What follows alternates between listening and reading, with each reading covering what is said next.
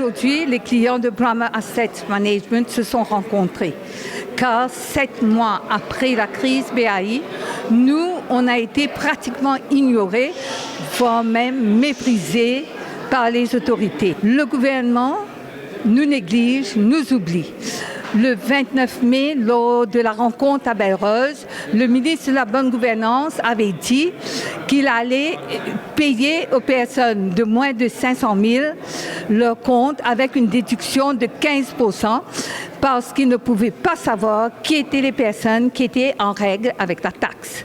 Et depuis, les autres personnes qui ont plus de 500 000, ils devaient avoir des debentures avec une déduction de 20 %, toujours à justifier auprès de la MRA. Lors de l'émission BAI La Vérité, le ministre des Finances est venu dire que les 15 et 20 % ne seront pas récupérables parce que c'est un risk factor.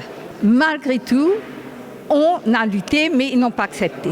Voilà, le 31 juillet est passé, 3 mois après, la majorité des clients n'ont rien reçu. Lors de l'émission de Iron News, en date du 23 septembre, le ministre a dit par rapport à moi que sa madame-là cause aux 15 %, ce qui est faux. Je lui avais parlé au sujet des debentures en lui disant si une personne a besoin d'argent, qu'est-ce qu'elle va faire? Et il m'a dit la personne peut prendre un loan à la banque en donnant les debentures comme garantie. Le ministre a dit ça, madame-là, zet sur l'école, il dit elle parle non, yes. Ça aussi c'est faux parce que je lui ai dit c'est pas normal qu'on paye des intérêts sur notre propre argent.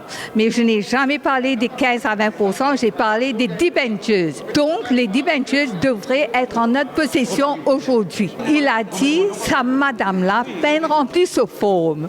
Ça aussi, c'est faux. Est-ce que parce qu'on est ministre, on peut dire n'importe quoi? Il se trouve que depuis la mi-août, je corresponds avec la FSC par email, je corresponds avec la NPFL qui reste sans réponse, et avec BDO. Ce que le gouvernement a dit, ils n'ont jamais respecté leur engagement.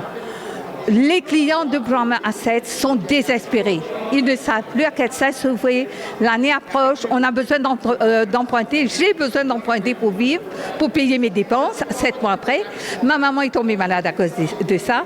Il y a des gens qui ont dû vendre des biens pour pouvoir payer les études de leurs enfants. D'autres n'ont pas pu envoyer leurs enfants à l'université. Donc, c'est une crise sociale dont le gouvernement ne prête pas attention. Qu'ils veuillent nettoyer, je suis tout à fait d'accord, mais nettoie-nous.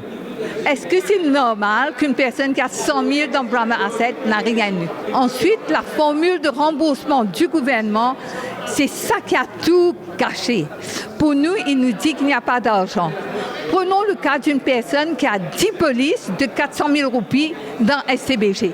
Cette personne-là a déjà touché 4 millions. Is it normal? Vous comprenez? Donc, il n'y a pas d'équité, il y a discrimination, il n'y a pas de justice, il n'y a pas d'humanité. C'est pour cela qu'on s'est rencontrés aujourd'hui. Et là, probablement, on attend que l'association soit enregistrée. Et à partir de là, on va faire une marche pacifique.